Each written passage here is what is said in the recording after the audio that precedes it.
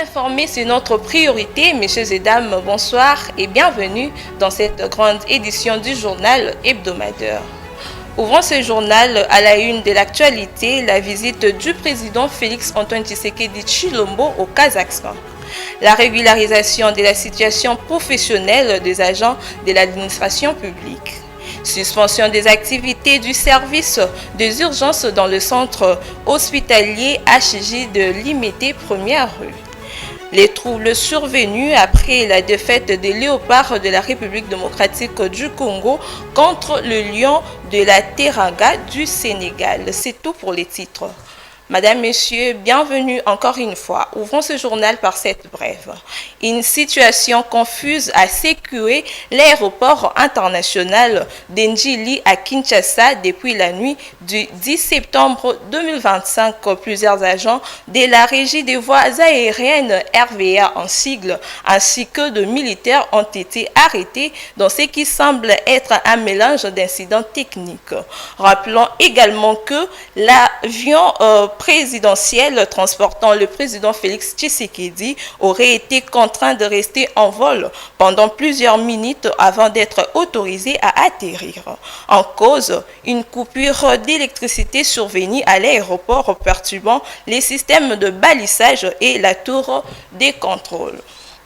Pour la journée du lundi 8 septembre, voici les informations à retenir.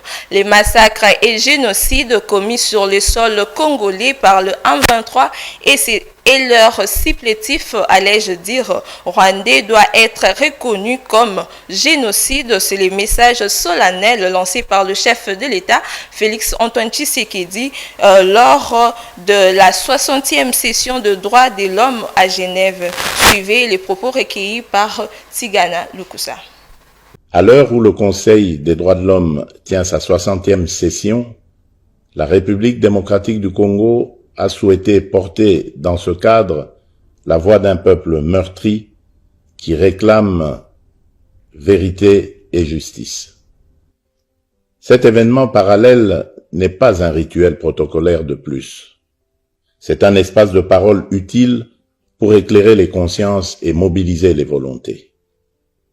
Depuis plus de 3 décennies, nos populations payent un tribut humain insoutenable, familles décimées, villages rayés de la carte, femmes et enfants brisés par des crimes planifiés et systématiques qui, dans leur modus operandi, relèvent pour certains actes de la logique du génocide.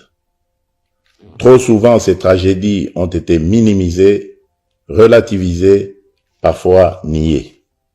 Nous sommes ici pour briser ce silence, lever le voile et appeler solennellement à la reconnaissance internationale des génocides perpétrés sur le territoire congolais, condition d'une justice qui répare et d'une paix qui dure. Notre plaidoyer se fonde sur des assises juridiques incontestables et sur un corpus de rapports concordants, nationaux et internationaux, qui documentent l'ampleur, la systématicité et l'intention criminelle de ces atrocités. Il ne s'agit pas d'émotion, mais de droit. Pas d'accusation gratuite, mais d'établissement rigoureux des faits. Le débat que nous proposons s'organise autour de 3 axes très concrets. 1. Cartographier les faits à caractère génocidaire commis en République démocratique du Congo au cours des 30 dernières années. 2. Établir l'existence de génocides perpétrés sur notre territoire à l'aune à nos réalités, garantissant vérité, poursuite et réparation. Pourquoi maintenant? Parce que notre génération a la responsabilité de rompre le cycle déni, impunité, récidive. Parce que la prévention exige d'abord la nomination des crimes et la reconnaissance des victimes. Parce qu'aussi que la stabilité de toute une région dépend de la capacité à dire le vrai, à juger le criminel, à réparer l'irréparable et à garantir la non-répétition. À cet égard, nous réaffirmons notre ancrage dans la Convention pour la prévention et la répression du crime de génocide du 9 décembre 1948, et dans l'ensemble des instruments pertinents du droit international. Notre démarche est conforme à ces principes.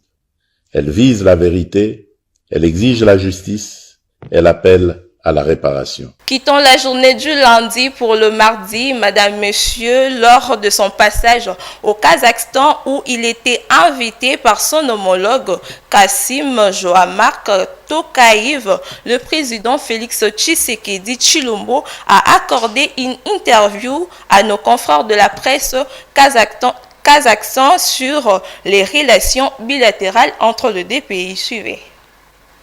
Je pense que la meilleure et la plus efficace manière de développer ou de promouvoir les relations bilatérales entre nos deux pays, c'est déjà de se fréquenter régulièrement. Donc c'est précisément ce que je viens de faire ici, à l'invitation évidemment de mon cher homologue, le président Tokayev. Ensuite, de nos discussions approfondies sont sorties des résolutions concrètes qui consiste à entamer des paroles diplomatiques constructives pour développer ensuite une coopération mutuellement bénéfique. Nous avons initialement commencé par le domaine minier, mais évidemment cela va très rapidement se développer dans de nombreux autres domaines essentiels. Je pense ici au domaine sécuritaire et à l'agriculture dans un premier temps. Plus tard, je crois que nous aurons aussi beaucoup d'échanges au niveau des infrastructures, de la science, du numérique. Évidemment, ça se sera à développer.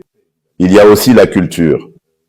J'y ai remarqué que le peuple kazakh est très porté sur la culture et veut vraiment découvrir aussi les autres cultures, et je pense que est aussi le cas avec le peuple congolais. Donc nous allons ensemble aller dans cette direction. Je l'ai dit, par cette approche diplomatique, nous allons voir ensemble comment et ce que nous pourrions faciliter les échanges, notamment au niveau des barrières douanières, au niveau des taxes, éviter la double taxation par exemple, et puis favoriser le climat des affaires en créant des incitants fiscaux qui vont être avantageux pour nos investisseurs communs. Donc je pense que c'est le travail des experts de se mettre ensemble et de voir comment est ce qu'on peut tracer un cadre dans lequel vont se développer ces affaires entre nos deux pays, ces échanges commerciaux. Quand en Afrique, nous n'avons pas eu beaucoup d'échanges historiques et significatifs. Nous pensons qu'il est absolument essentiel d'établir ces relations fondamentales entre nos deux pays respectifs, de faire véritablement connaissance et, à partir de ces échanges mutuels, qui vont se développer, de cette relation bilatérale qui va s'accentuer et se renforcer considérablement au fil du temps. Toujours ce même lundi, le président national et autorité morale de SINARC, l'honorable Aimé Pascal Mongo Lokonda, a procédé à la signature de la charte de l'Union sacrée de la Nation le 8 septembre dernier. Suivez. Motion de soutien de l'interfédération du SINARC Kinshasa au chef de l'État, président de la République, Félix Antoine Tshisekedi Tshilombo. Nous, au cadres et militants de l'interfédération de Kinshasa, du Congrès national africain pour le réveil du Congo, SINARC en sigle, considérant la clairvoyance managériale et organisationnelle avec lesquelles les chefs de l'État, son Excellence Félix Antoine Tshisekedi Tshilombo, préside aux destinées de la République démocratique du Congo, considérant la politique d'optimisation diplomatique en République démocratique du Congo que conduit le président de la République, chef de l'État, son Excellence Félix Antoine Tshisekedi Tshilombo, avec détermination dans la perspective d'instaurer une paix durable en RDC, considérant la tenue à Kinshasa le 30 août 2025 du deuxième congrès extraordinaire de l'Union sacrée de la Nation, considérant la signature de la charte de l'Union sacrée de la Nation le 8 septembre 2025 par le président national du Congrès national africain pour le réveil du Congo, je cite, l'honorable Aimé Pascal Mongo Lokonda, Considérant le mot d'ordre du président national du Sénat après la signature de la dite charte, nous demandons de nous ranger tous sans condition derrière le chef de l'État, Félix Antoine Tshisekedi Tshilombo, les hauts cadres et militants du Sénat Kinshasa apportent leur soutien inconditionnel et indéfectible au chef de l'État, président de la République, son Excellence Félix Antoine Tshisekedi Tshilombo. Nous réitérons solennellement en ce jour notre serment de fidélité inébranlable à sa personne ainsi qu'à toutes les institutions de la République démocratique du Congo. Nous prions le Tout-Puissant, Seigneur des armées, de continuer à l'inonder de ses bénédictions intarissables et multidimensionnelles tout en veillant sur sa personne. Que vive la République démocratique du Congo, que vive son Excellence Félix Antoine Tshisekedi Tshilombo, chef de l'État, que vive l'Union sacrée, que vive l'honorable Aimé Pascal Mongo Lokonda, président national du Congrès national africain pour le réveil du Congo, Sénat. J'ai dit et je vous remercie.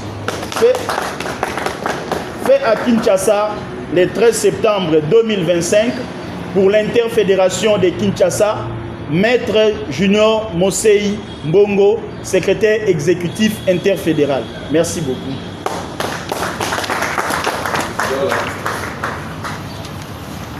Toujours ce même mardi, le ministre de la Santé, Hygiène et Prévoyance sociale a suspendu les activités du service des urgences du centre hospitalier HJ des Limités Première Rue suite à un drame survenu la nuit du 7 au 8 septembre dernier face à une patiente. Thérèse Nko pour les commentaires.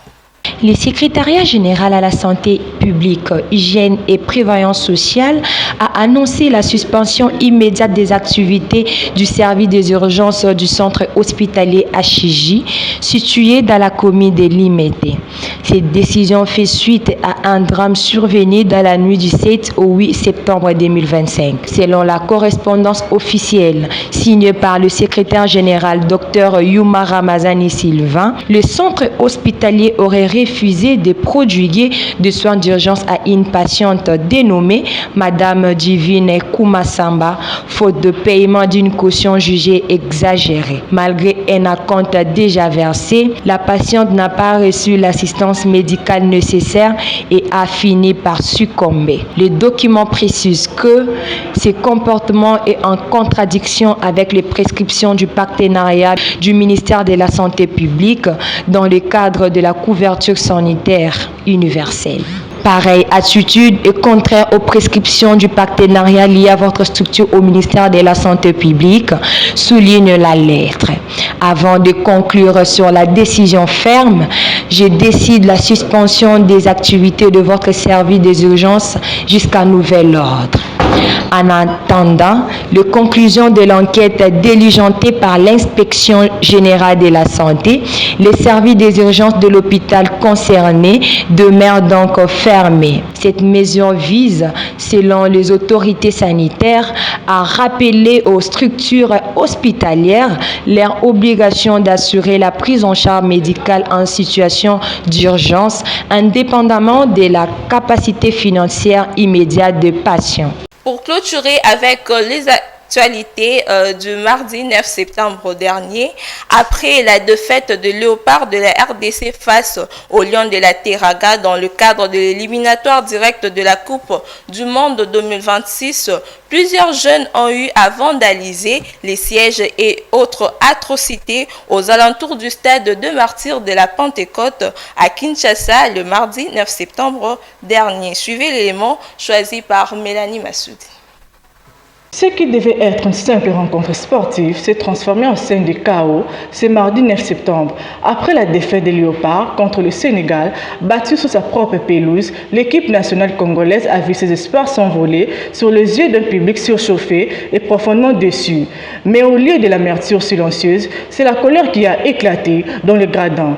Des jets, des projectiles, des mouvements de foule incontrôlés, des affrontements avec les forces de l'ordre, le stade des Martyrs a perdu pour quelques heures son statut de sanctuaire du football congolais. Les supporters frustrés par la prestation jugée médiocre des Léopards ont laissé parler les rages déclenchant des troubles qui ont nécessité l'intervention musclée de la police. Et le chef de l'État, Félix-Antoine Tshisekedi, ordonne la réhabilitation urgente du stade des Martyrs. Le chef de l'État a donné des instructions au ministre des Sports et Loisirs, Didier Boudimbo, de procéder en toute urgence à la réhabilitation du stade des Martyrs. Ce haut lieu du football congolais restera fermé jusqu'à la nouvelle ordre afin de permettre le déroulement des travaux. Et pour la suite, le 6 octobre prochain, la RDC jouera contre le Togo, le Sénégal jouera contre le Soudan du Sud et le 13 octobre, la RDC jouera contre le Soudan et la Mauritanie jouera contre le Sénégal.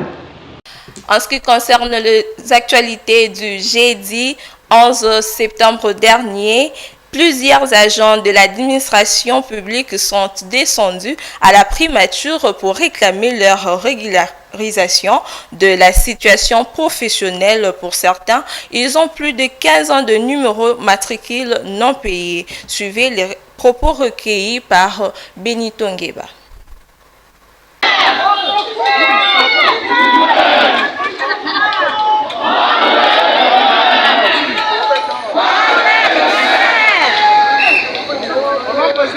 Nous venons de mettre fin pour les problèmes de 50 000.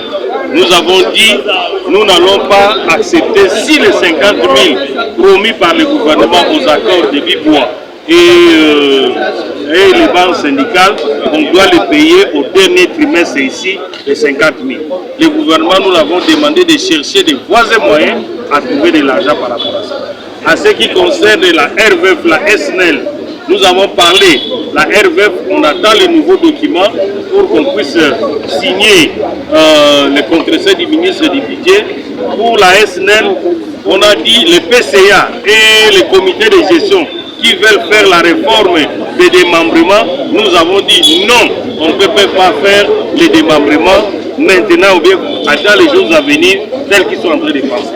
À ce qui concerne la situation d'une manière générale de tous les cas des agents et fonctionnaires dans le sens des socio-professionnels des travailleurs, on a demandé au gouvernement et au Premier ministre de donner les instructions fermes aux APJ, des instructions fermes auprès de leur ministre du tutelle qui est de la justice et le ministre de la fonction publique afin de régulariser leur situation administrative et pécuniaire. Nous avons dit non au ministre de la fonction publique de régulariser seulement les nouvelles unités qui sont payées. Les nouvelles unités qui sont en province, tous sont des agents qui sont en train de travailler, ils doivent arriver à régulariser leur situation administrative.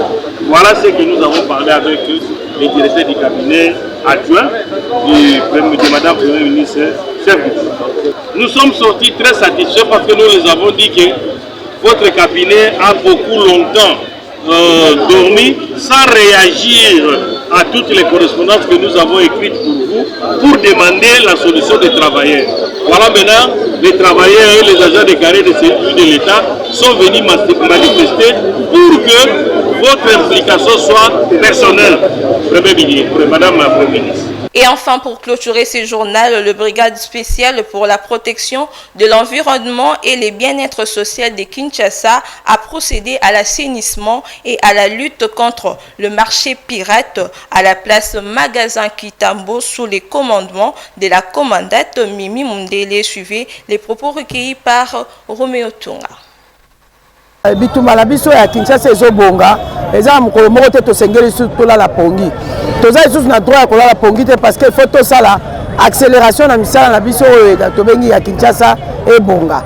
Kinshasa kobonga na musala ya koaccompagner chaque jour na salongo conseil tozosala maire ezali ntango ntango tozoyebisa bato ke balabala ezali wenze te bato bazocomprendre te mais so totali bokotala tout autour awa busoto nyonso tozokomba awa na mokolo lelo ya dimanche eza bato batekaki lobi mokolo ya samedi basisi koteka bakangi biloko na bango bakei batieki esika biloko mosusu ozokutana nango emerite bambano sur place okotika motu convocation par exemple kaka lopango bofilme ye azotonga ndako na ye me na place lokwa kitambo magasin osopi mabanga kayas mwelo na katikati ya balabala mpe balabala eza 4 bande ekomi na bande moko mpo oyo ozotonga ndako so moto andenge ata bakoconvoke alobi balingi toinvestir na mboka te koinvestir eza kotia désordre te kimia na kati ya mboka ezotambola na ordre public na kati ya ordre public tozomona tranquillité salubrité na likanisi ya mokonzi na biso ya ville na ya vice gouverneur na biso abimisaki biso mokolo lelo na balabala mpo toyeba kopondre so ya esika ndenge bozomona boye ekomi bopeto mpo mosala esalemi geste oyo ya kosala mosala oyo ezali kaka mpona kotalisa bato ke na simple geste Kinshasa na biso ekoma propre ezali likambo ya biso nyonso tu tokozwa mbano wi mais bongo bato bachange mentalité bato bayeba tala na nsima na bino awa oyo eza babac de poubelle moto oyebaka so na lie eloko il faut naluka esika poubelle ezali na bwaka to banana d'abord par kochange mentalité tozalaka prete ya kofingaka lelo salite Kinshasa salite mais yo ozosala nini mpo contribuer na kobonga ya Kinshasa parce que tosengi ebele te simple geste ya kozwa salite na yo kobwaka yango na fulu simple geste wana ekosunga mpo ete Kinshasa ezala propre. Et voilà, mesdames, messieurs, c'est la fin de ce journal, mais avant tout, les rappels des titres. La visite du président Félix Tshisekedi au Kazakhstan. La régularisation de la situation professionnelle des agents de l'administration publique. Suspension des activités du service des urgences dans le centre hospitalier HJ délimité première rue. Les troubles survenus après la défaite des léopards de la RDC contre les lions de la Teranga du Sénégal. C'est la fin de ce journal. Merci à vous de l'avoir suivi. Merci à toute l'équipe rédactionnelle. Édition signée Benito Ngueba et Mélanie Massoud.